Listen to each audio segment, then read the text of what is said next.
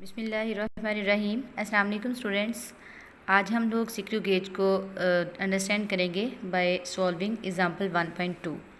इसके लिए हम लोग एक एग्जांपल सॉल्व करेंगे ताकि हमारी बेटर अंडरस्टैंडिंग हो जाए कि हम किस तरह से सिक्रू गेज को यूज़ करते हुए किसी भी ऑब्जेक्ट का डायमीटर, उसकी लेंथ वगैरह फाइंड आउट कर सकते हैं। तो हमारी एग्जाम्पल 1.2 है, उसमें हमने डायमीटर फाइंड आउट करना है किसी भी वायर का। ठीक है, वायर हमारे पास एक स्मॉल ऑब्जेक्ट है और उसका डायमीटर हम किस तरह से फाइंड आउट कर सकते हैं वो हम आज देखते हैं। तो सबसे पहले हमारा मेन काम क्या होता है स्टूडेंट्स, किसी भी इंस्ट्रूमेंट को यूज़ करने से पहले हम उसका ज़ीरो एरर फाइंड आउट करते हैं। ठीक है, ज़ीरो एरर क्या होता है? हमारा ज़ीरो एरर होता है किसी भी इंस्ट्रूमेंट में कोई एरर है तो उसे हम क्या कहते हैं? Zero error. आज हमारे पास है डायमीटर ऑफ अ वायर। तो उस वायर के डायमीटर को फाइंड आउट करने से पहले हमने उस इंस्ट्रूमेंट का ज़ीरो एरर फाइंड करना है। तो आपकी बुक के अकॉर्डिंग अगर हम लोग देखें तो हमारे पास जो इस इंस्ट्रूमेंट का एरर आ रहा है वो हम लोग पहले फाइंड आउट करेंगे। ठीक है, एरर किस तरह से फाइंड आउट करते हैं हम? ये हमारे पास जो है सिक्रू गेज है। ठीक है, ये हमारा सिक्रू गेज है। हम यहाँ पे रैचिट को क्लॉकवाइज डायरेक्शन में मूव करवाते हैं। ठीक है, इस तरह से हम लोग जो है वो इसको टर्न करेंगे। इससे क्या होगा, ये स्पिंडल और स्टड दोनों आपस में एक दूसरे के साथ मिल जाएंगे।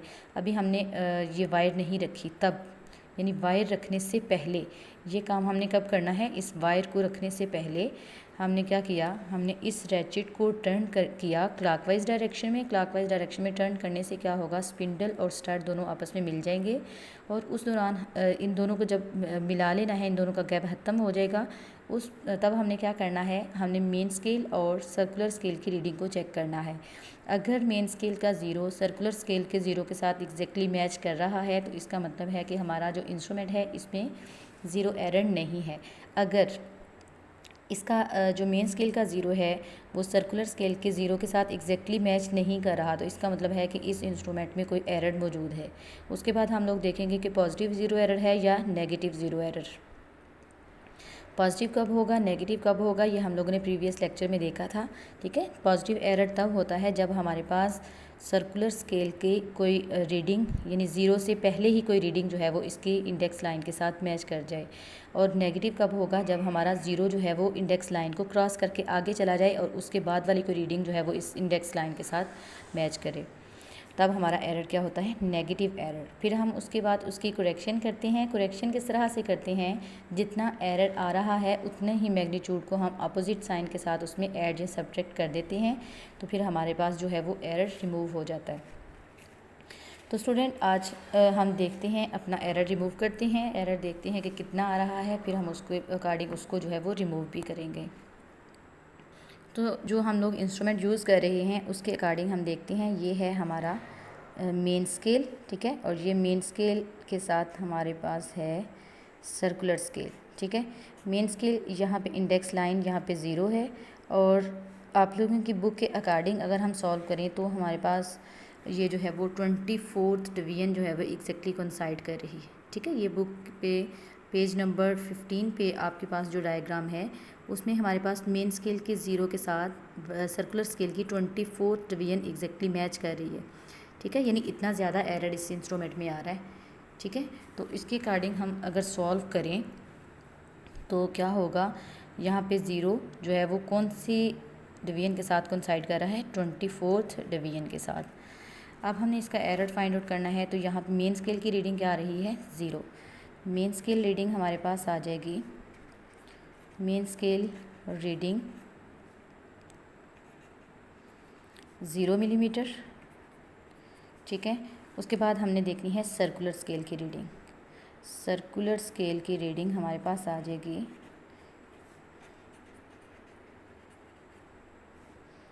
वो कितनी आ रही है? 24th डिवीजन जो है वो मैच कर रही है, multiply by it's least count 0.01 millimetre.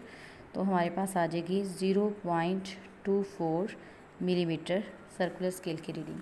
उसके बाद हमने देखना है ज़ीरो एरर। ज़ीरो एरर कितना आ रहा है? यानी इन दोनों रीडिंग्स को हमने क्या कर देना है? आपस में ऐड कर देना है। मेन स्केल रीडिंग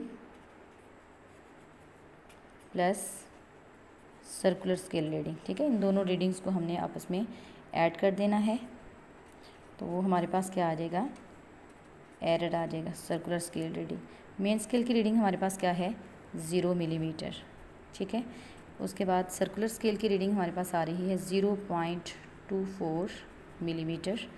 तो ये हमारे पास एरर आ गया 0.24 मिलीमीटर विथ पॉजिटिव साइन। अब हमने अगर इसकी करेक्शन करनी है तो नेगेटिव साइन के साथ इतना ही मैग्नीट्यूड हम इसमें से सब्ट्रैक्ट कर देंगे, तो हमारा जो इंस्ट्रूमेंट है वो हमें एक्यूरेट मेजरमेंट्स देगा, ठीक है। ये है इसकी करेक्शन, ये मैंने इसकी करेक्शन कर दी है इतनी विद अपोजिट साइन। अब हमने क्या करना है, अब हमने एरर को रिमूव कर लिया, ठीक है।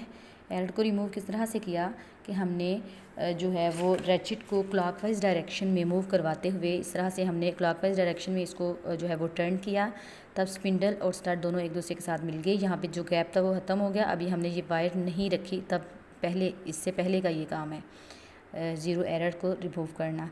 फिर हमने मेन स्केल और सर्कुलर स्केल की रीडिंग को देखा कि हमारी सर्कुलर स्केल की 24 डिवीजन जो है वो मेन स्केल की इंडेक्स लाइन के साथ कंसाइड कर रही थी, मैच कर रही थी। तो फिर हमने सर्कुलर स्केल मेन स्केल की रीडिंग को नोट किया, देन हमने एरर को फाइंड आउट किया। अब हमने उसकी करेक्शन भी कर ली। अब हमारा नेक्स्ट क्या काम है, डायामीटर फाइंड आउट करना, जो हम मेन काम कर रहे हैं, मेन काम करने जा रहे हैं, डायामीटर ऑफ द वायर, ठीक है। अब हमने उस वायर का डायामीटर फाइंड आउट करना है। उसके लिए हमने क्या करना है, इसके हमने यहाँ पे जो है वो वायर को रख दिया, स्पिंडल और स्टड के दरमियान में हमने वायर को यहाँ प्लेस करवा दिया। अब हमने देखना है कि इस वायर को स्टड और स्पिंडल के दरमियान जेंटली होल्ड करने के बाद, जेंटली जो है वो प्रेस करने के बाद हमारे पास यहाँ पे जो मेन स्केल है उसकी कितनी डिवीजन्स नज़र आना शुरू हुई हैं, ठीक है। तो आप लोगों की बुक के अकॉर्डिंग क्या है, यहाँ पे हमारे पास इसकी जो है वो एक डिवीजन नज़र आ रही है, ठीक है।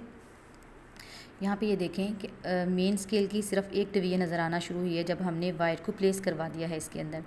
वायर को प्लेस करवाने के बाद मेन स्केल की एक डिवीजन नज़र आना शुरू हुई, तो इसका मतलब है कि हमारे पास मेन स्केल की रीडिंग अब क्या आ जाएगी, 1 मिलीमीटर आ जाएगी, ठीक है। 1 मिलीमीटर, क्योंकि हमारे पास हर डिवीजन जो है वो 1 मिलीमीटर की है। तो मेन स्केल की रीडिंग आ गई हमारे पास, मेन स्केल रीडिंग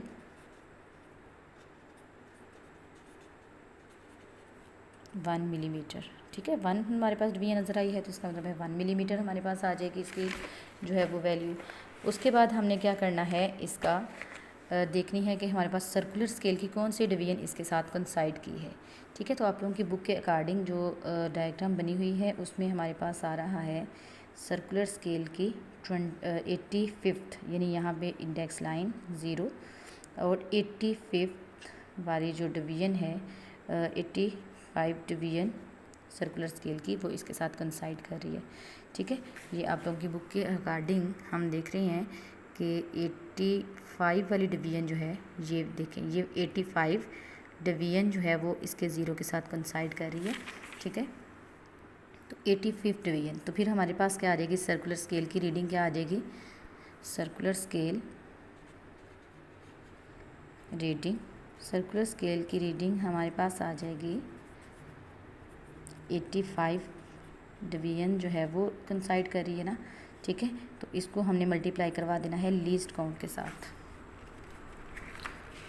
इसके लीस्ट काउंट के साथ 85 मल्टीप्लाई बाय 0.01 मिलीमीटर, तो हमारे पास क्या आ जाएगी इसकी वैल्यू 0.85 मिलीमीटर, ठीक है। ये हमारे पास आ जाएगी सर्कुलर स्केल की वैल्यू, और मेन स्केल की हमारे पास जो रीडिंग है वो क्या है 1 मिलीमीटर। अब हमने क्या करना है, इन दोनों रीडिंग्स को आपस में ऐडअप कर देना है, ठीक है। जब दोनों रीडिंग को आपस में ऐडअप कर देंगे तो हमारे पास आ जाएगा इसका ऑब्जर्व डायामीटर, ठीक है। तो ऑब्जर्व डायामीटर हमारे पास क्या आ जाएगा, ऑब्जर्व्ड डायामीटर, दोनों रीडिंग को, जैसे हमने ज़ीरो एरर फाइंड आउट करते हुए पहले मेन स्केल की रीडिंग ली, फिर उसके बाद हमने सर्कुलर स्केल की, देन हमने क्या किया, उन दोनों को आपस में ऐडअप कर दिया, तो वो हमारे पास क्या आ गया था, 0 एरर। अब हमने यहाँ पे क्या किया, मेन स्केल की रीडिंग हमारे पास क्या आ रही है 1 millimetre, main scale reading plus circular scale reading, ठीक है। यहाँ पे हमारे पास क्या आ जाएगी, सर्कुलर स्केल की रीडिंग आ जाएगी। तो इन दोनों रीडिंग्स को हमने आपस में क्या कर दिया, दोनों को ऐड अप कर दिया। 1 मिलीमीटर मेन स्केल की रीडिंग है प्लस 0.85 मिलीमीटर है हमारे पास सर्कुलर स्केल की रीडिंग, ठीक है। तो ये हमारे पास क्या आ जाएगा 1.85 मिलीमीटर, ठीक है। ये हमारे पास 1.85 मिलीमीटर क्या आ गई हमारे पास, ऑब्जर्व डायामीटर आ गया। तो ऑब्जर्व डायामीटर तो ये है, लेकिन हमने जो करेक्शन की है अभी वो हम इसमें हमारे पास जो एरर आ रहा था वो कितना आ रहा था, एरर हमारे पास आ रहा था जो है वो 0.24 मिलीमीटर, और उसकी करेक्शन हो जाएगी -0.24 मिलीमीटर। अब हमने इसके अंदर ये ऑब्जर्व डायमीटर है और हम क्या फाइंड आउट करना चाह रहे हैं, हम चाह रहे हैं कि करेक्ट मेजरमेंट्स हमारे पास आएँ। तो करेक्ट डायमीटर हमारे पास क्या आ जाएगा, करेक्ट डायमीटर आ जाएगा हमारे पास जितनी हमारी इसकी वैल्यू है 1 पॉइंट ऑब्जर्व डायमीटर की, और उसमें हमने उसकी जो करेक्शन है उसको ऐड या सब्ट्रैक्ट कर देते हैं 0.24 मिलीमीटर।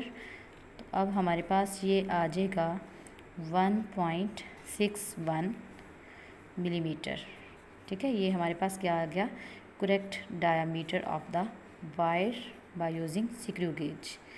तो स्टूडेंट्स हम ये चाह रहे थे कि हमारे पास जो वेरी स्मॉल ऑब्जेक्ट यानी जो वायर हम लोग यूज़ कर रहे थे, जिसको हमने यहाँ पे जो है वो स्टड और स्पिंडल के दरमियान यहाँ पे प्लेस करवाया था, उसका डायामीटर फाइंड आउट करना चाह रहे थे, बिल्कुल जो है एक्यूरेट डायामीटर। उसके लिए हमारे पास पहले हमने इंस्ट्रूमेंट का जो ज़ीरो एरर देखा, फिर उसकी करेक्शन की, देन हम लोगों ने उसका जो है वो डायामीटर फाइंड आउट किया। तो पहले हमारे पास ऑब्जर्व डायामीटर आया, देन हमने उसमें जो एरर थी उसकी करेक्शन को ऐड या सब्ट्रैक्ट किया, यानी यहाँ पे सब्ट्रैक्ट किया, तो हमारे पास ये क्या आ गया, करेक्ट डायामीटर आ गया। तो इस तरह से आप लोगों ने जो है वो किसी भी ऑब्जेक्ट की लेंथ फाइंड आउट करनी हो, डायामीटर, तो हम लोग स्क्रू गेज को यूज़ करते हुए इजीली कर सकते हैं और प्रिसाइज मेजरमेंट्स ले सकते हैं। ओके स्टूडेंट्स, ये था आपका end of the screw gauge. अल्लाह हाफिज़।